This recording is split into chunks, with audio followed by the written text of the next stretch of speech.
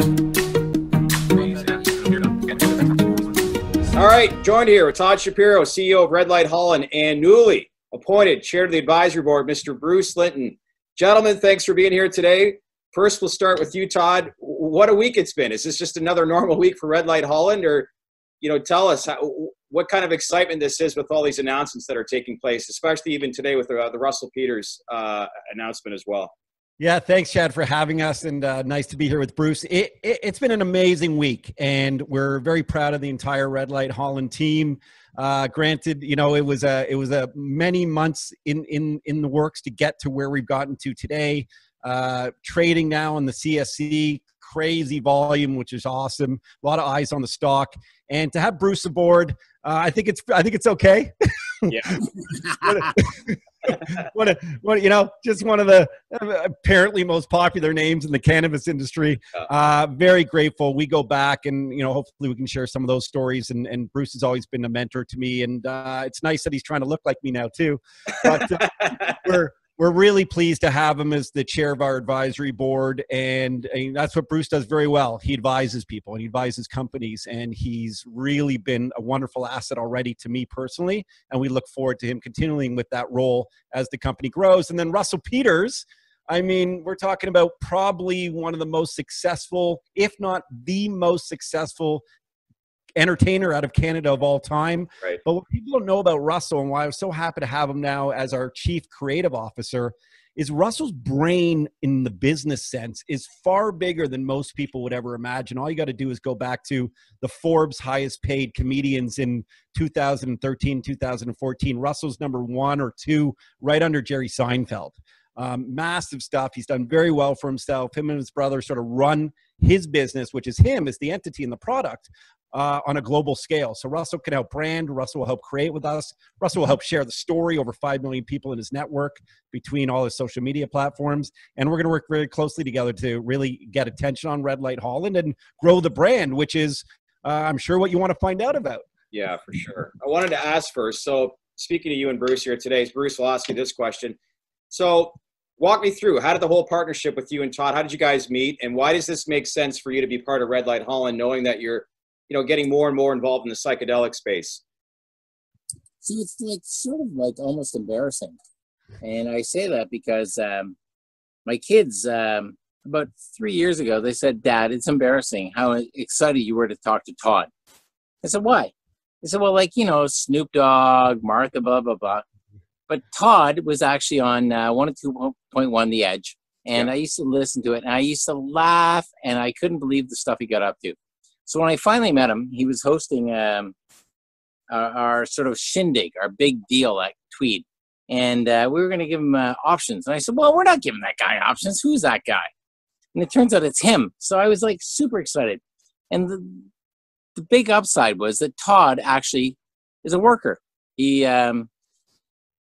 thinks about how does he fulfill his promise. He thinks about how does he actually build value, and create value means start a business, make it so Sirius picks you up, and he did that. So I loved working with him, and we've really spent quite a lot of time together over the last 3 or 4 years. And the effect is that when he started this, I was like, I'm an investor. I want to be involved. I want to be an advisor. I want to be whatever you need. So you, Todd, succeed. This is not about Bruce succeeding. It's about Todd. And so I'm quite optimistic, the chops of the business are right. Right. Where's the true potential, obviously at this company? And from an operations standpoint, focusing primarily, obviously, and strictly the Netherlands right now. So, Todd, maybe I'll ask this question to you. I'm from North America. I'm an investor. I've never been to Amsterdam. Paint the picture for me. What kind of demand, what kind of opportunity and first mover advantage does Red Light Holland have in Holland? So pre-COVID, one thing that really got us interested first and foremost was Amsterdam is the most visited place in the EU year after year. So let's get through COVID, and I'm sure that's going to continue to pick up. As well, there's an amazing accepting culture in the Netherlands, not just Amsterdam, but all the different towns and cities. And when I say accepting to a legal drug culture, and it really, it's a country that's really promoted decriminalization, legalization, and ending stigmas. And if you think about the red light district in itself, It's really there for compliance, legalities, pay your taxes, and protectionism. And us as Red Light Holland, we want to capitalize on sort of a very understanding market in terms of getting to understand a psilocybin-based product, the truffle, which has been in smart shops for years and years and years. There's a very active market there. But what really makes, I think, Red Light Holland very alluring is, one, we want to do it in a very responsible way, meaning we want to promote a legal microdose. Microdose is a huge buzzword, of course, Silicon Valley, massive buzzword even on Bay Street these days. And if you know anyone who's doing it, they're doing it illegally. We're doing it legally, and we're doing it in the Netherlands, and we're going to be able to promote it in the Netherlands well, brand it very well. And I actually think a little bit differently as Red Light as a brand play in terms of, if you think of cannabis, for us, we actually think it like Red Bull. Red Bull is an amazing company that started this new energy drink, and then it expanded across the world. They had fridges and convenience stores. We're going to have fridges and smart shops because you have to be able to purchase our Red Light microdose truffle in its raw, unprocessed, wet form. And so really think of it as a Red Bull, just a Red Bull jump out of the gate here. Brand it well, create a great community behind us, create great experiences with our brand, and we're really going to show people how incredible this brand is going to be. And of course, the product itself will be used in repeat use, and that means repeat customers. Are you finding that there's a lot of people from Netherlands that are wanting the product or trusting the product? Yes, without a doubt. And we already have some great relationships. I was very fortunate to be in the Netherlands, and before COVID hit, we stayed in hostels, by the way. And while we were down there, we really picked culture. We picked the brains of our partners. The smart shops, we would go in there. They were lined up for truffles. They're online. Todd, Yeah. can we speak about the stayed in a hostel? Why did you bring that up? Because I said, Todd, if you say the Four Seasons, I'm not involved, right? Like, you were very careful to say, like, I'm not pissing money away. You know, I joke. I've lived a very rock and roll lifestyle, right? So I've been to Super Bowls. I've been to clubs with bottle service. I'm not going to waste my investors' money on that bullshit. I'm going to run a very tight ship. We have a very tight burn rate. I'm very fiscally responsible with the money, and I want to make sure that every dollar I spend is put to good use. And if it means I sleep in a tiny little room on an uncomfortable mattress where I hear neighbors creeping around, that's what you got to do, and that's what we did. And you know, we're proud of it to be responsible with our investors' money. Bruce being part of that money. So, and we're just excited, obviously, about getting this Red Light product onto the shelves, and we predict being able to do that by the end of Q3. Okay. So I guess next question, and here's an important one. I'll ask this to you, Bruce. From an investor's standpoint, like we've seen a big ceiling indication in the cannabis industry over the past 12 to 18 months.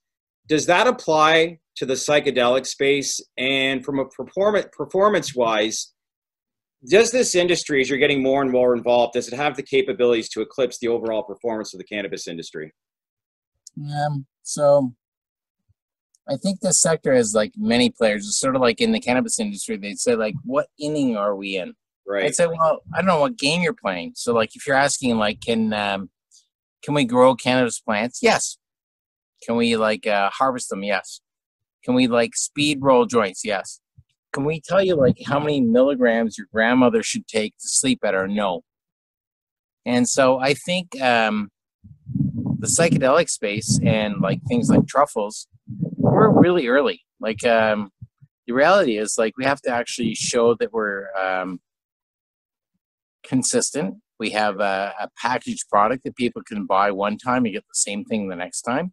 And then in science world, we have to actually show EU GMP, GAP practices, and we have to show that we could be part of a supply chain for companies that are, like, pretty big. And I think Red Light's thinking that way. So that's the first part.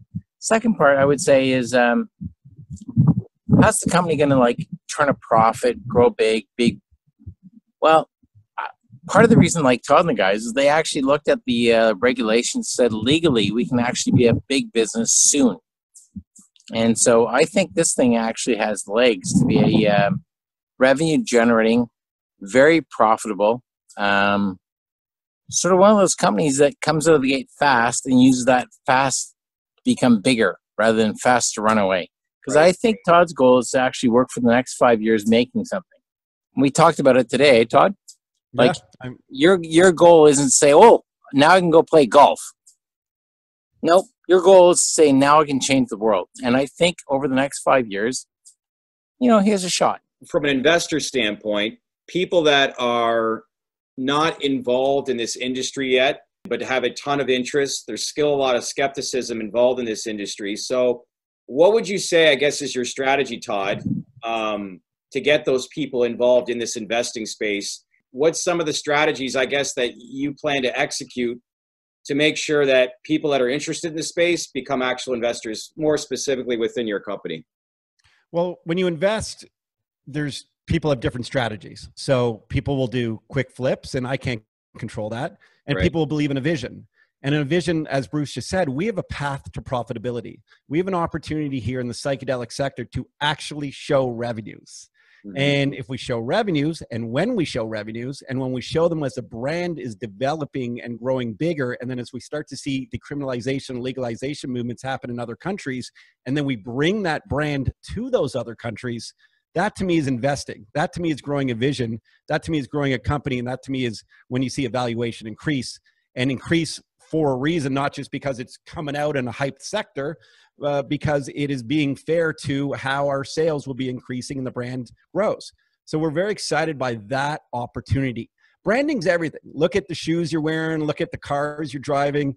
If you're a great brand, you have an opportunity to have unbelievable success. And this path to profitability and this sort of first mover advantage is one that is, and especially with great names and a great team. And by the way, I should mention our team is in the Netherlands. My chief scientific consultant is in the Netherlands. My president lives in the Netherlands. He lives in the town where we're growing our facility. We're setting up our facility called Horst. We've partnered with the biggest legal mushroom grower in all of the Netherlands, a company called Fresh Champ. And we're setting up in one of his mushroom farms. So this is also where we have great advantage. We speak the language. We connect with the people. Right. We're not just corporate coming in, trying to capitalize on a market. We're actually blending in together. Last thing I'll ask is, what's your 12-month target valuation? Yeah, I listen, $1 billion. So I have $1 billion value now. Shad, you know what? I'm gonna run with 100 mil. And there's going to be a reason for that. We're going to be the biggest brand in this market ever. We're the first legally psilocybin-based product on a publicly traded exchange in the world. And we're going to have a really good time growing the company, growing exposure to the company, and getting products sold. Good for you.